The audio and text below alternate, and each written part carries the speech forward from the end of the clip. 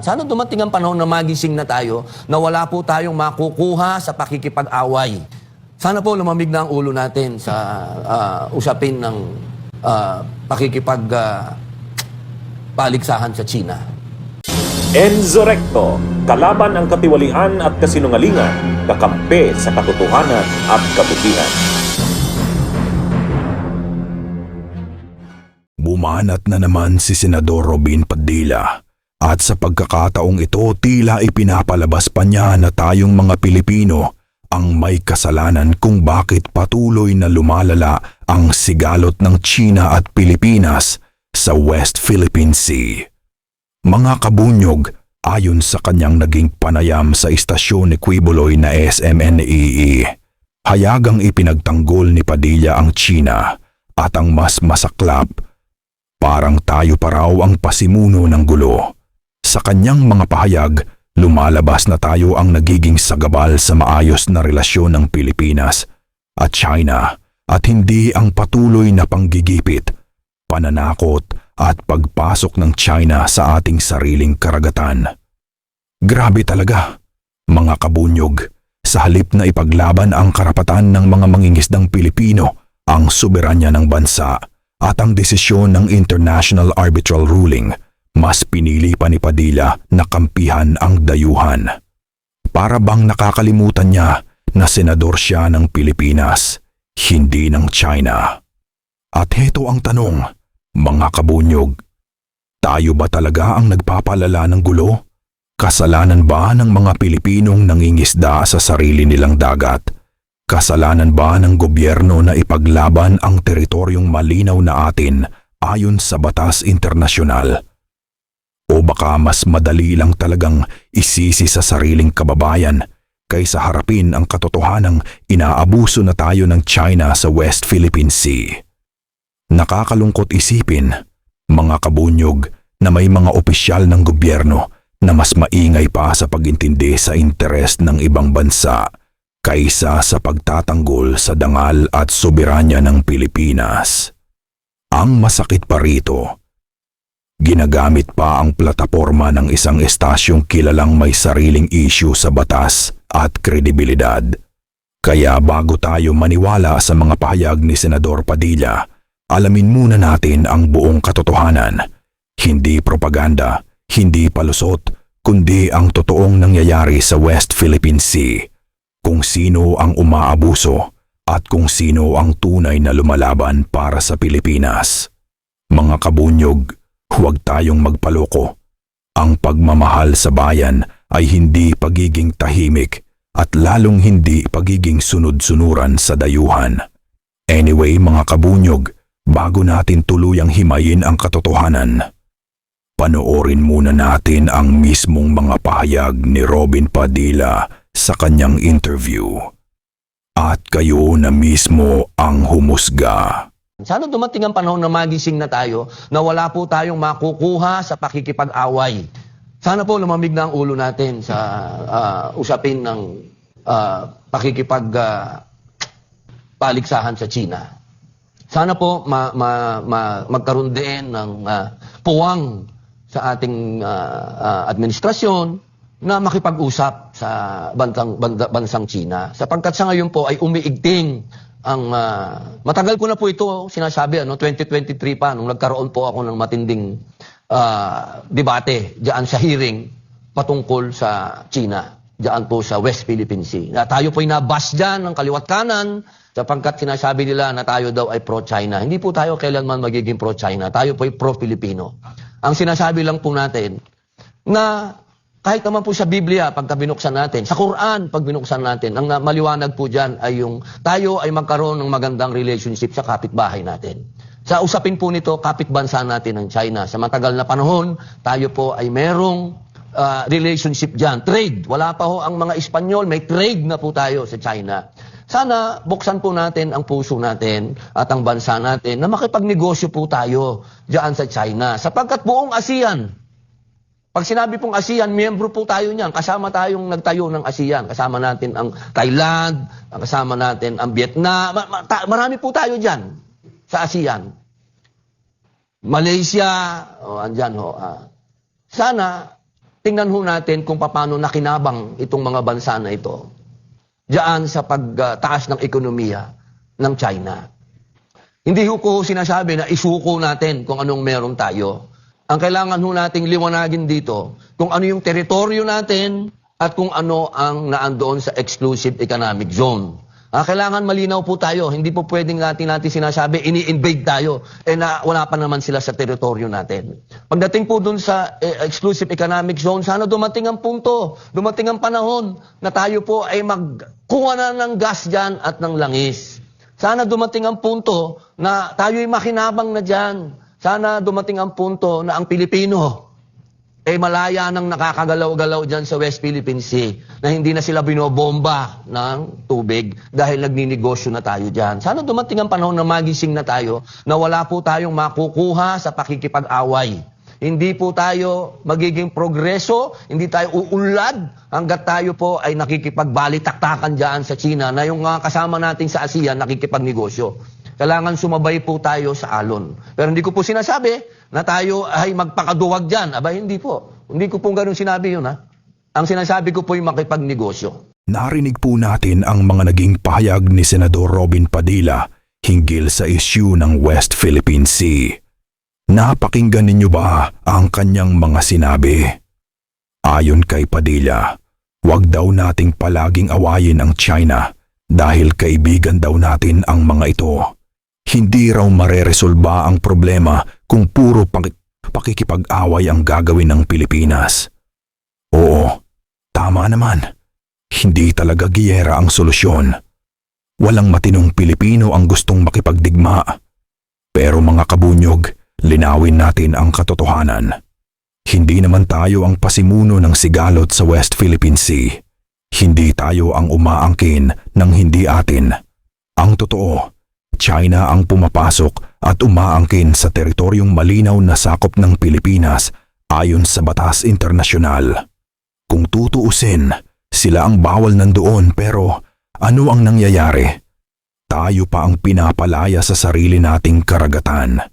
Tayo pa ang binubugahan ng water cannon. Tayo pa ang hinaharas at sinasaktan. Lalo na ang ating mga mangingisdang Pilipino. Mga ordinaryong mamamayan na naghahanap buhay lang sa dagat na may karapatan silang pagkunan ng ikabubuhay. Ngayon itanong natin, mga kabunyog, iyan ba ang pakikipag-away o iyan ay pagdepensa sa sarili at sa ating soberanya? Dahil kung ang gusto ni Senador Padilla ay manahimik na lang tayo, huwag pumalag, huwag magreklamo, at huwag mag-react sa malinaw na maling ginagawa ng China. Parang sinasabi na rin niyang tanggapin na lang natin ang pang-aabuso. Para bang ganito ang sitwasyon? May pumasok sa bahay mo, pinalayas ka, sinaktan ka, at pagkatapos ay sasabihin sa'yo, huwag ka na lang magalit, kaibigan naman kita. Ganun ba ang tama, mga kabunyog? Nakakalungkot isipin na may isang senador ng Pilipinas na parang mas naiintindihan pa ang posisyon ng China kaysa ang hinaing ng sariling kababayan. Kaya mapapatanong ka talaga, senador ka ba ng Pilipinas o tagapagsalita ng China? Kanino ka ba tunay na kampi? At huwag na tayong magbulag-bulagan. Kilala natin ang linya ni Padilla. Matibay ang kanyang pagiging makaduterte at alam naman natin kung anong klaseng relasyon ang itinayo ng pamilyang Duterte sa China. Relasyong madalas ay mas pabor sa Beijing kaysa sa interes ng Pilipinas. Kaya Senador Padilla, panoorin mo ito. Tingnan mo ang ginagawa ng China sa ating mga mangingisdang Pilipino.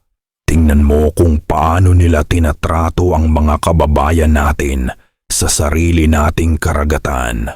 At pagkatapos niyan, sabihin mo sa amin ng diretso, tayo pa rin ba ang gumagawa ng gulo? The US and Canada call out China over its latest water cannon attack against Filipino civilian vessels. 3 mga islang Pinoy ang nasugatan sa insidente sa Sabina Shoal. Kinindi na at tinawag na Christmas attack ng atin ito coalition ang panibagong insidente ng Chinese harassment sa Sabina Shoal noong Sabado, kung saan 3 mangingisdang Pinoy ang napaulat na sugatan at ilang bangka rin ang napinsala. nakakabahala kasi this assault on civilians came at a time na dapat ay para sa kapayapaan and for humanity. Pasko pa naman. At ang kanilang ipinapakita ay karakasan, cruelty. Para sa atin, this is cruelty, plain and simple. Nakilala ang atin ito koalisyon sa ilan nilang civilian mission sa West Philippine Sea. Naghahatid ng pagkain at iba pang supply sa mga mangingisdang naghahanap buhay roon. Ang pag-civilianize sa karagatan ay ang kanilang tugon sa patuloy na militarisasyon ng China. At dahil sa nangyari noong Sabado, tila mas nabigyan ng dagdag lakas ang grupo para ipagpatuloy ang mga paglalayag. So hopefully with the support of government, we can conduct more civilian missions to the West Philippine Sea. Tulad na lang po ng ginagawa namin sa ating ito. Kaya sa 2026, abangan ng China mas maraming paglalayag ng mga ordinaryong mamamayan sa sarili nating karagatan. Sa update ng National Maritime Council ngayong araw, nasa mabuting kalagayan na raw ang mga nasugatang mangingisda. Para sa atin ito, malinaw na pambubuli at karahasan laban sa mga Pilipino ang naging aksyon ng China. Taliwas daw ito sa naging pahayag ng Beijing na ito raw ay bahagi ng kanilang law enforcement sa kanilang teritoryo. Nagsalita rin ng Estados Unidos at Canada hinggil sa insidente. Para sa US, nilagay ng China sa kapahamakan ang buhay ng mga mangingisdang Pinoy sa kanilang aggressive actions. Kaisa rin daw nila ang Pilipinas sa pagharap sa provocative actions at increasingly dangerous tactics ng China na nagpapahina sa stability sa rehiyon. Nagpahatid naman ng pagkabahala ang Canadian Embassy. Sa isang ex-post, sinabi ni Ambassador David Hartman na ang mga hidwaan ay dapat na mapayapang inaayos ng naaayon sa international law. Ayan mga kabunyog, napanood natin kung paano palayasin at saktan ng mga taga-China ang mga Pilipinong mangingisda sa sarili nating teritoryo. Malinaw, mas may karapatan ang Pilipino kaysa sa mga dayuhang ilegal na pumapasok sa ating karagatan. Kaya tanong, tama bang manahimik na lang tayo? Gaya ng sinasabi ni Senador Padilla, hindi iyan kapayapaan. Iyan ay pagsuko. Ang tunay na kaibigan ng Pilipinas ay gumagalang sa ating soberanya, hindi umaapi at nagnanakaw ng karapatan. Hindi tayo naghahanap ng gulo, ipinagtatanggol lang natin ang tama. Dahil ang West Philippine Sea ay hindi negotiable, at ang dignidad ng Pilipino ay hindi isinusuko. Anyway mga kabunyog, mariing pinabulaanan ni Commodore J. Tariela ang mga pahayag ni Senador Robin Padilla kaugnay sa umano'y pakikipag-away ng Pilipinas sa China sa West Philippine Sea. Ayon kay Tariela, hindi totoo ang paratang na tayo ang nag-uudyok ng tensyon sa lugar. Kung ano ang naging opisyal na pahayag ni Commodore Tariela tungkol dito, heto mga kabunyog, panoorin po natin. Una sa lahat, Sir Christian, no? Para sa akin, si Senator Robin Padilla is a very good, supporter ng Armed Forces of the Philippines and the Philippine Coast Guard. And the reason why I decided to respond, no? Kasi nga, gaya na sinabi mo kanina, Sir Christian, we know Senator Robin was the #1 senator noong 2022. So you can just imagine ilang Pilipino ang naniniwala sa kanya, ilang Pilipino ang sumusunod sa lahat ng sinasabi niya, no? So para sa akin, it is my responsibility to correct some of the things that he raised, no? Una sa lahat, sinabi niya, wala daw tayong makukuha sa pagkikipag-away sa China. So we have to correct that. Una sa lahat, hindi natin inaaway ang China, no? The escalation that is happening in the West Philippine Sea, hindi natin gawa ito. We are just a victim of Chinese bullying. Secondly, sinabi niya na magkaroon ng puwang dapat nakausapin natin ng China pagdating sa usapin ng West Philippine Sea. Well, President Bongbong Marcos has been mentioning this, no? Diplomacy remains to be our priority in settling our differences pagdating sa issue ng West Philippine Sea. And then sinabi niya rin ng trade, economic impact daw ng ganitong issue sa West Philippine Sea. Kaya we have to respond by saying na China pa rin ang #1 natin, no? Na partner natin sa trade pagdating sa importing. And then ang China ay lead importer din ng ating mga tumatanggap din ng ating mga produkto. So in terms of trade, maayos din ang ating economic relationship sa isa't isa. And then clarify niya rin ang issue ng teritoryo at exclusive economic zone. Yeah. This is already very clear, no? Ang 2016 Orbital Award has clarified that the Chinese claim of the 9-dash line was already invalidated.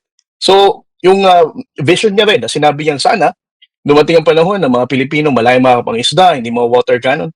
Pareho naman tayo lahat ng aspiration na yan, no? We want that to happen. But to say na nangyayari itong lahat ng to dahil may pag-aaway, hindi natin kinakausap ang China. Itong dalawang argument na to is not correct. No?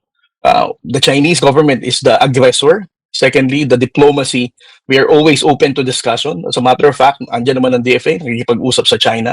So, all of those things na binanggit niya, ginagawa naman natin, except lang doon sa pakikipag-away sa China. Bunyog, bunyog, halikan na kasama ka. Bunyog, kapag buklod ay may pag-asa. Luzon, Visayas, Mindanao, isa ang pananaw. Sa bagong Pilipinas ang bunyog isisigaw. Bunyog, bunyog.